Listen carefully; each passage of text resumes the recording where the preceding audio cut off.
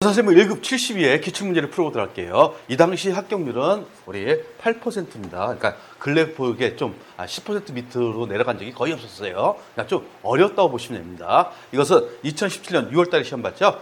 그리고 2017년 세법 기준으로 풀어보도록 할게요. 먼저 이론편입니다. 이론 15문제가 나오고 있죠. 한번 첫 번째 문제 보시면 우리 한국 채택 국제회계 기준 이렇게 나왔어요. 아마 전생무 시험에서 한국 채택 국제회계 기준 이런 용어가 나온 건 아마 처음입니다.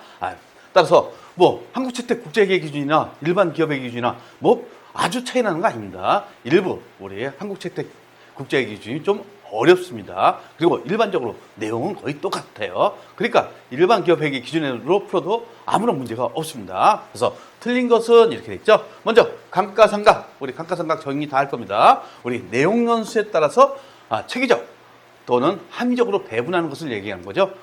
우리 자산의 취득가액을 배분하는 과정이 감가상각입니다. 맞는 표현이죠. 그 다음에 내용 연수가 나왔어요. 기업이 자산을 사용할 수 있을 것으로 예상하는 기간이 우리 내용연수죠. 그 다음에 우리 추정 생산량, 자산에서 얻을 것으로 예상하는 생산량, 이건 생산량 비례법에 따라서 우리는 감가상각을 할 수 있죠. 또는 이와 비슷한 단위 수량, 우리 내용연수의 정의입니다. 그리고 세 번째 보시면 잔존가치가 나왔어요. 자산이 이미 오래되어 내용연수 종료 시점에 도달하였다는 가정하에 자산의 요거죠. 처분으로부터 현재 획득할 금액에서 여기에 추정 처분 부대원가 만약 10,000원에 처분할 수 있어요. 근데 여기에 따른 부대비용이 뭐 운반비를 부담하거나 이런 것을 얘기하는 거예요. 1,000원이 있다. 그러면 얼마라고요? 차감한 9,000원이 우리 잔존가치가 되는 겁니다. 잔존가치의 정의죠. 그 다음에 회수 가능액이 나왔어요. 근데 지금 내용 보시면 자산을 취득하기 위하여 자산의 취득 지점이나 건설 시점에서 지급한 현금, 이거 무슨 내용입니까? 취득가액을 얘기하는 거죠. 회수 가능가액이 아니라 취득가액에 대해서 얘기하고 있어요. 현금 또는 현금성 자산이나 제공한 기타 대가의 공정가치 이렇게 했죠. 만약 이것은 교환했을 경우에 얘기하는 겁니다. 따라서 우리 회수 가능액 어떻게 합니까? 자산의 순 공정가치와 사용가치 중에서 큰 것으로 하게 돼 있죠. 따라서 4번이 잘못된 겁니다. 지금 취득가액을 얘기한 거예요. 지금 회수 가능가액이 아니라. 그 다음에 두 번째 문제 보도록 할게요. 우리 한겨레 상품과 관련된 자료이다. 이것은 뭐 전산세무 2급, 전산회계 1급 공부했으면 쉽게 풀 수 있는 문제입니다. 기말 결산 분계로 올바르게 회계 처리한 것은 우리 장부상 수량은 2,000개, 실제 수량은 1,500개, 감모가 몇 개? 500개입니다. 그렇죠? 500개. 그 다음에 재고사전의 감모는 전액 비정상적으로 발생했다. 여기에 500개 곱하기 얼마? 4,000원을 곱하시면 이게 우리 감모 손실이 되는 거죠. 감모 손실 얼마? 200만 원이 되는 겁니다. 이렇게 구할 수 있어요. 그리고 우리 여기 보시면 장부상 단가 있고 판매 가능 금액 있고 우리 판매 비용이 있어요. 여기서 우리는 순실현 가치를 구할 수 있죠. 판매 가능액에서 판매 비용 차감하니까 얼마? 3,700원입니다. 3,700원. 그렇죠? 결국 장부상 단가보다 하락됐죠. 얼마? 300원 하락됐죠. 300원에 우리 실제 수량이 1,500개죠. 결국 45만 원에 대해서 평가 손실을 인식하셔야 됩니다. 그러면 우리 종합해 보면 이거죠. 비정상 감모는 2,000개에서 1,500개. 그래서 500개 곱하기 4,000원. 그래서 200만 원이 영업의 비용, 재고자산 감모 손실을 내야 됩니다. 그다음에 우리 재고자산 평가 손실은 순실현 가능 가치를 구하게 됐죠. 5,200원에서 1,500원을 차감한 3,700원이 되는 거예요. 근데 지금 장부상 단가는 얼마? 4,000원이죠. 요 차이, 즉 45만 원에 대해서 평가 손실인데 이것은 매출원가로 하게 되어 있습니다. 매출원가. 따라서 우리는 어떻게 회계 처리합니까? 뒤에 보시면 재고자산 감모 손실 200만 원이죠. 이것은 우리 영업의 비용, 그다음에 상품, 그다음에 매출원가, 이것을 재고자산 평가 손실해도 됩니다. 그리고 우리 재고자산 평가 충당금이라는 계정을 사용합니다. 이렇게 회계 처리하시면 되겠죠. 그래서 우리 2번 문제도 그다지 어려운 문제는 아닙니다. 그다음에 세 번째 문제가 약간 시간이 걸릴 수가 있어요. 근데 이제 기본적인 논리만 하시면 쉽게 구할 수 있어요. 지금 자본금 총액은 얼마입니까? 1억 원이랍니다. 그러면서 자기 주식 100주를 취득했대요. 주당 6,000원에 취득했게 됩니다. 그러면 우리 자본을 계산하실 줄 아셔야 돼요. 6,000원에 60만 원이죠? 결국 60만 원을 차감하셔야겠죠? 자본에서. 그러면서 50주는 주당 7,000원에 매각하고 50주는 초과했다 이렇게 됐어요. 결국 60만 원은 차감하고 자본 조정이죠. 자본 조정. 근데 이 중에서 얼마? 50주는 7,000원에 매각했다 돼요. 그러면 얼마 남겼습니까? 5만 원 남겼죠. 결국 5만 원에 대해서 자본잉여금이 발생하는 겁니다. 자기 주식 처분이. 그러면 이제 대충 이제 여러분들은 알 수가 있을 거예요. 어떻게 구하는 건지. 근데 소각은 자본에는 영향을 미치지 않아요. 소각은 중요하지 않아요. 결국 이겁니다. 지금 자기 주식 100주를 취득했어요. 1억 원이죠. 이때 우리 자본 조정 60만 원이 되는 거예요. 자기 주식. 그래서 9,900만 원, 40만 원이 뭐가 된다고요? 우리 자본총액이 되는 거예요. 근데 이 중에서 50주를 처분했대요. 50주. 50주를 처분했어요. 결국 50주를 처분했으니까 자기 주식 플러스 30만 원이 되겠죠. 그래서 처분이 5만 원.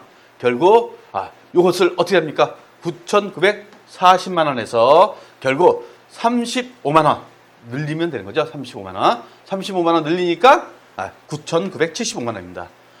그 다음에 소각은 자본에서 자본을 왔다 갔다 하기 때문에 결국 아무런 영향을 미치지 않아요. 여기까지만 구하고 이것을 우리는 9,975만 원만 하시면 됩니다. 근데 이제 소각했다고 가정하고 한번 보시면 이렇게 변하죠. 감자 후 소각했습니다. 자본금은 그러면 25만 원 줄어들겠죠. 왜? 50주 곱하기 5천 원이죠. 그러니까 25만 원 줄어듭니다. 그렇죠? 그러면서 우리 자기 주식 30만 원 늘어나면서 여기에 감자 차서 결국 9,975만 원 된다 이겁니다. 25만 원 줄고 25만 원 늘었으니까 9,975만 원. 결국 감자 때는 자본에는 영향이 없다 이겁니다. 그래서 요것을 분기를 통해서 해도 되고 여기까지만 분기를 통해서 해도 됩니다. 그러면 이제 자본 총액은 구할 수가 있습니다. 그리고 자본금은 변하죠. 이렇게 감자 있을 때는 9,975만 원이 되는 겁니다. 요것을 이해하시면 분기를 통해서 직접 푸셔도 됩니다. 여기 좀 까다로울 수가 있어요. 그 다음에 네 번째 문제도 기본적으로 전산회계 1급 수준의 문제가 나왔어요. 자본금 변동이 없는 거래를 모두 고르는 것은 우리 회사는 주식 한 주를 2주로 분할하겠다. 자본금에 변동이 있어요? 없죠? 주식수만 늘어났어요. 변동이 없습니다. 변동이 없고 이익이익금을 적립했다. 이것도 자본금 증자됐습니까? 없죠? 없습니다. 그 다음에 현금 배당했다. 이것도 자본금 변동이 있어요? 없죠? 자본금입니다. 자본금이 중요한 거죠. 그 다음에 주주총회를 통하여 주식 배당을 했다. 이것은 차변에 미처분 이익은 대변에 자본금이니까 이것은 자본금의 증가가 있네요. 결국 가나다가 자본금의 변동이 없는 거죠. 그럼 우리 가 한번 보도록 할까요? 다시 자본금은 변동이 없고 주식수만 2배로 늘어난다. 왜? 한 주를 2주로 분할했으니까. 그 다음에 나는 어떻게 됩니까? 미처분 이익이익은 그 다음에 이익이익을 적립했다 이랬죠. 그러니까 이익준비금 등 이익이익을 적립했다 이겁니다. 그 다음에 현금 배당은 미처분 이익은 대변에 현금화시면 되는 거죠. 그리고 주식 배당은 차변에 미처분 이익이익은 그 다음에 대변에 자본금. 결국 자본금이 변동이 있는 거래는 락분이 없다 이겁니다. 가나다는 변동이 없습니다. 그리고 다섯 번째도 이것도 기본적인 논리만 하시면 쉽게 풀 수 있어요. 지금 기회장치를 처분했답니다.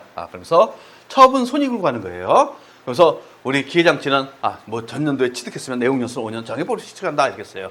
뭐 즉시 수령했다. 그러면서 이 다음 게 중요한 겁니다. 2천만 원이 취득가액이에요. 그 다음에 기말 현재, 단기말 현재 감가상각 두개액 잔액이 80만 원. 차감하는 항목이죠. 국고보조금도 마찬가지로 12월 말 잔액 얼마? 60만 원. 결국 이 기계장치의 장부가액은 얼마입니까? 120만 원 차감한 140만 원 차감한 60만 원이죠. 60만 원. 80, 60. 140이죠. 그러니까 기계장치 장부가액은 60만 원이 되는 거예요. 근데 얼마에 처분했어요? 110만 원에 처분했어요. 110만 원에. 그러면 우리 얼마 이득 봤어요? 50만 원 처분 이익이 나타나겠네요. 이렇게 구하시면 되는 거죠. 따라서 이것은 간단하게 처분가액 110만 원, 그 다음에 장부가액 80만 원, 60만 원을 차감한 60만 원이 장부가액이 되는 거예요. 요거 처분선이 어떻게 50만 원이 된다는 거. 이렇게 간단하게 구할 수가 있어요. 이것은 뭐 분개할 필요도 없어요. 그렇죠? 이것은 처분가액에서 장부가액을 차감하는 게 처분 손익이 되는 겁니다. 유형자산. 그리고 여섯 번째 원가에 대한 설명해 놨어요. 이것도 뭐 간단한 문제죠. 보시면 간접 원가, 추적할 수 없는 원가이다. 맞는 표현이죠. 그 다음에 미래 의사결정을 해서는 과거 지출된 원가의 크기를 고려함으로 메모리 원가 역시 관련 원가 아니죠. 메모리 원가는 의사결정에서 제외되는 원가입니다. 따라서 2번이 잘못됐네요. 그 다음에 변동 원가는 조업도가 증가할 때마다 원가 총액이 비례하여 증가하는 원가이다. 즉 변동 원가는 이렇게 되는 거죠. 이거 뭐 전산학기 1급에 나왔던 얘기죠. 그 다음에 회피 불능 원가는 의사 결정을 할 때 회피할 수 없는 원가이다. 그렇죠? 말 그대로 회피 불능. 그래서 맞는 표현. 그 다음에 7번째 문제 보도록 할게요. 7번째 문제 보시면 A, B, C를 생산하고 있다. A의 결합 원가 배부액은 이렇게 줬어요. 보시면 A에 여기에 제가 적어놨는데 보시면 결합 원가 배부액이 있어요. 그러면서 여기에 총 판매 가치에서 추가 가공 원가를 차감하는 거죠. 이게 순실현 가치가 되는 겁니다. 그렇죠? 순실현 가치. B도 마찬가지예요. 총 판매 가치에서 추가 가공 원가를 차감한 게 이게 우리 순실현 가치가 되는 겁니다. 그래서 순실현 가치를 계산했어요. 그러니까 전체 45만 원이에요. 그러면 배분율이 있겠죠? 35%. 요게 30%입니다. 이거 30%니까 요거 제가 오타입니다. 35%가 아니라 35, 30. 그래서 100%가 되는 거죠. 그러면서 우리 C의 결합원가 배분액 12만 원을 줬어요. 이게 30만 원이다 이겁니다. 근데 우리가 구하고자 하는 것은 A의 결합원가 배분액이 되는 거죠. 요것을 구하는 거예요. 요거. 그러면 12만 원 나누기 30% 곱하기 40% 하시면 되는 거죠. 40% 그렇게 구하시면 되는 거죠. 즉 우리 30% 나누면 40만 원이 되는 거예요. 100%. 요거에 35% 곱하시면 되는 거죠. 그러면 얼마? 14만 원이 되는 겁니까? 14만 원이 A의 결합원가 배분액이 되네요. 그러니까 우리 순실현 가치법이니까 총평만 가치법에서 우리 추가 가공 원가를 차감해서 구하는 겁니다. 이렇게 구하시면 되는 거죠. 그래서 7번도 뭐 그다지 어려운 문제는 아닙니다. 그 다음에 8번 문제 보도록 할게요. 우리 직접 노동 시간에 비례하여 제조 간접 원가를 예정 배부하고 있다. 그래서 제조 간접비 배부 차이를 구하시오. 그 다음에 예산이 있고 실제 발생액, 이것은 차변이죠. 그 다음에 예산 조업도가 있어요. 결국 30만 원, 30만 시간 나누면 2원이 예정 배부율이 되죠. 이 중에서 실제 조업도가 이거죠. 그러니까 우리 예정 배부액이 2원 곱하기 28만 시간 하시면 56만 원이 예정 배부액이에요. 결국 실제 발생하고 얼마 차이 납니까? 6만 원 차이 나죠? 6만 원, 62만 원, 56만 원. 그러니까 우리 과소 배부가 되는 겁니다. 실제 발생액보다 예정 배부액이 적으니까. 즉 우리는 이렇게 구할 수 있어요. 예정 배부액을 구할 수 있죠? 제조간접비 예산에서 예정 조업도, 예산 조업도. 그러니까 이원이 되는 겁니다. 요거 예산 조업도, 예정 조업도 똑같습니다. 그다음에 이걸로 갖고 우리는 특이정보를 씌우면 되는 거죠. 실제 발생액 우리 여기 보였죠? 그리고 예정 배부액은 2원 곱하기 어디 있습니까? 28만 시간. 그러니까 56만 원 되는 거죠. 56만 원. 그러면 우리 과소 배부액 6만 원이 나온다는 거 우리 쉽게 구할 수가 있습니다. 그렇죠? 과소 배부액 6만 원 이렇게 보시면 되는 거죠. 그다음에 9번째 또 정상 원가가 나왔어요. 우리 표준 원가는 안 나왔는데 기본적으로 정상 원가에 대해서 좀 이 총원가 기준법 이런 거 배부 차이를 조정하실 줄 아셔야 돼요. 이런 문제는 자주 나옵니다. 지금 보시면 총원가 기준법으로 배부한대요. 총원가 기준법은 뭡니까? 200만 원, 400만 원 이렇게 배부한다는 얘기입니다. 결국 이 과소 배부액에 대해서 배부한다는 얘기죠. 결국 여기 몇 퍼센트입니까? 20%죠. 그 다음에 여기 20%, 그 다음에 매출원가의 60%. 즉 200만 원에 대해서 20% 얼마? 20%니까 40만 원. 즉 기말 제품이 240만 원이 되는 거죠. 매출원가는 얼마 되는 겁니까? 60%니까 120만 원이죠. 얼마? 720만 원이 된다 이겁니다. 이렇게 우리 총원가 기준법으로 배부하고 있다 입니다. 만약 배부 원가를 전액 매출원가에서 조정한대요. 이 과소 배부를 전액 매출원가에서 조정한대요. 지금 720만 원 돼 있죠? 720만 원.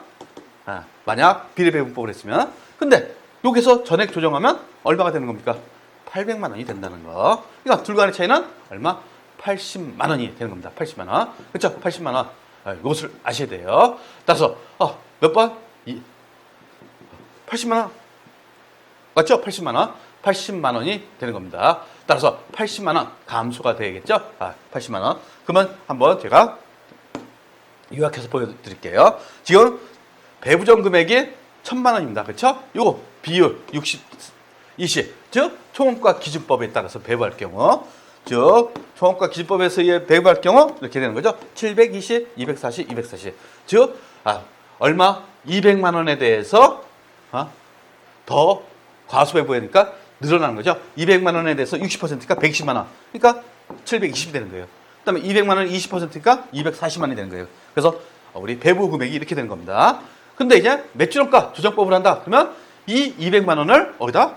매출원가에다 다 더하는 거예요. 즉 800만 원. 요 둘 간의 차이. 결국 80만 원 감소가 나타나겠죠. 80만 원 감소. 이렇게 푸시면 되는 겁니다. 그다음에 10번째 또 나왔어요. 개별원가 계산제도를 채택하고 있다. 이러면서 기말 원재료 재고액은 얼마인가? 여기 보시면 단기 총재조원가 줬어요. 그 다음에 단기 제품 제조원가 줬어요. 기초 원재료 줬어요. 그 다음에 원재료 매입액 줬어요. 그러면서 제조원가는 직접 노무원가의 80%가 배부되며 이는 단기 총 제조원가의 25%이다. 결국 500만 원 곱하기 25%가 뭡니까? 제조간접 원가라는 얘기입니다. 이것을 풀 줄 아셔야겠죠? 즉 500만 원 곱하기 25%가 125만 원. 이러면서 우리는 제조 간접 원가를 구했어요.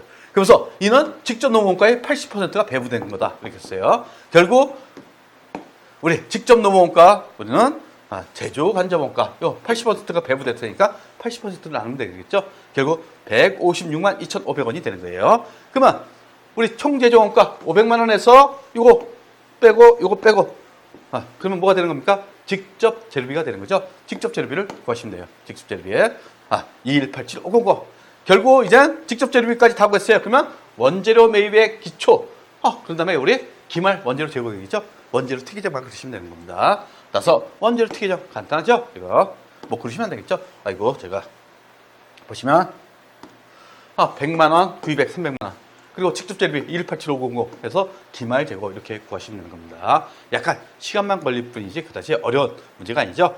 그다음에 이제 우리 이것은 약간 좀 까다로울 수가 있어요. 세액공제 적용률이 가장 높은 분은 이것을 이제 깊게 공부하신 분은 알 겁니다. 지금 2,500만 원 종교 단체 기부금 2,000만 원 초과분이래요. 2,000만 원까지는 15%. 그 초과분은 몇 퍼센트? 30%가 되는 거죠. 그 다음에 근로자 본인의 보장성보험 몇 퍼센트? 12%. 그 다음에 중학생 딸의 안경 구입비 이것은 의료비죠. 의료비는 몇 퍼센트? 15%. 그 다음에 또 하나 있죠. 난임은 20%가 있어요. 근데 이것은 안경 구입비죠. 그래서 15%예요. 그 다음에 대학생 대학교 등록금 이것도 15%예요. 그러면 쉽게 구할 수 있죠. 그러면 우리는 한번 요약을 해보도록 할게요. 지금 보험료 보세요. 일반 보장성 보험료는 12%죠. 그 다음에 장애인은 15%, 의료비는 15%, 그 다음에 20% 있는 게 뭐가 있어요? 난임, 시술비에. 그 다음에 교육비는 15%입니다. 기부금은 15%, 30%. 그러니까 2,000만 원 초과분은 30%. 이것을 알고 계시면 되겠죠. 그래서 이것은 틀릴 수가 있겠죠. 근데 기본적으로 기부 문화를 장려 차원에서 이렇게 높게 한 겁니다. 그러니까 기부를 많이 하라는 얘기입니다. 그렇죠? 그 다음에 12번째 보시면 소득 처분에 대한 문제가 나타났습니다. 지금 옳지 않은 것은 천재지변 등의 예외를 제외하고 법인세를 추계 결정한대요. 추계 결정한다는 것은 나와갖고 우리 세무조사 요원들이 와갖고 결정해 주는 거예요. 그러면 여기에 과세 표준이었는데 이게 추계 과세 표준이에요. 추계. 장부가 없으니까 추계하는 겁니다. 과세 표준과 법인의 재무상태표성의 단기 수익과 차이.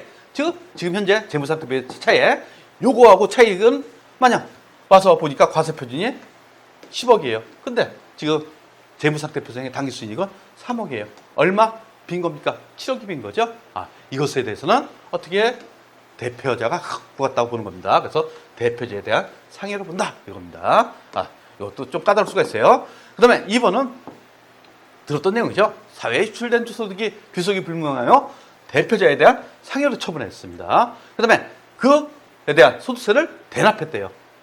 그리고 회사는 이것을 비용으로 계산했대요. 이때는 송금불사임에 기타 사유 유출한다. 우리 반드시 기타 사유 유출 처분하는 거 공부했을 겁니다. 그렇죠? 맞는 표현이죠. 그 다음에 유보의 소득 처분은 조세 부담의 영구적 차이가 아니죠. 일시적 차이입니다. 잘못되어 있죠. 그 다음에 차기 이후에 당초의 세무 조정에 반대되는 세무 조정이 발생하지 않는다. 그러니까 이 앞에 있는 내용 몰라서 유보 잘못된 설명이죠. 반대 세무 조정이 발생합니다. 그래서 우리는 유보 추인이라고 했어요. 그 다음에 임직원의 경우는 상여로 처분합니다. 그렇죠? 기속자의 근로소득으로 소득세를 부과하고 원천 징수가 필요하게 되어 있습니다. 그 다음에 13번 문제 보시면 요수 좀 까다로울 수가 있어요. 내국법인 주주, 그러니까 특수관계자죠. 주식을 발행하고 토지를 현물 투자로 받았다 이렇게 했어요. 그래서 발행 주식 액면 금액은 100만 원, 시가는 130만 원입니다. 토지의 시가는 120만 원입니다. 근데 어떻게 지금 비싸게 구입한 거죠? 토지의 시가는 120만 원이다. 그래서 비싸게 구입했어요. 이거에 대해서 우리는 부당이익상 부인 규정이 적용되는 거죠. 결국 이거 10만 원이 분여됐죠? 분여된 이익이고 120만 원짜리를 130만 원을 샀지 않습니까? 그렇죠? 130만 원을 샀으니까 분여된 이익이 10만 원이에요. 그리고 시가가 얼마? 130만 원이죠? 130만 원. 130만 원입니까? 이게 그러면 우리 계산기를 제가 보도록 할게요. 10만 원 나누기 130만 원 하시면 7%가 되네요. 7%. 그러니까 분여이익이 5% 이상이에요. 그러니까 이것은 부당이익 계산 분익 규정을 적용하는 거죠.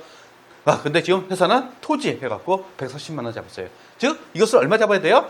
120만 원 잡아야 된다는 얘기죠. 세무상. 그리고 잉여금에 대해서 10만 원이 유출된 겁니다. 따라서 보시면 우리는 세무상 분계하고 회계상 분계, 즉 이렇게 잡았지만 토지 120만 원을 잡아야 된다 이겁니다. 그래서 자본금 하면서 주발초 20만 원 이렇게 되는 거죠. 결국 주식 발행 초과금 토지 고가 매입한 겁니다. 따라서 이거에 대해서 우리는 세무조정 송금산입 토지하고 이권산입 그리고 내국법인이라고 그랬죠. 그러니까 기타 사유출 하시면 되는 겁니다. 기타 사유출.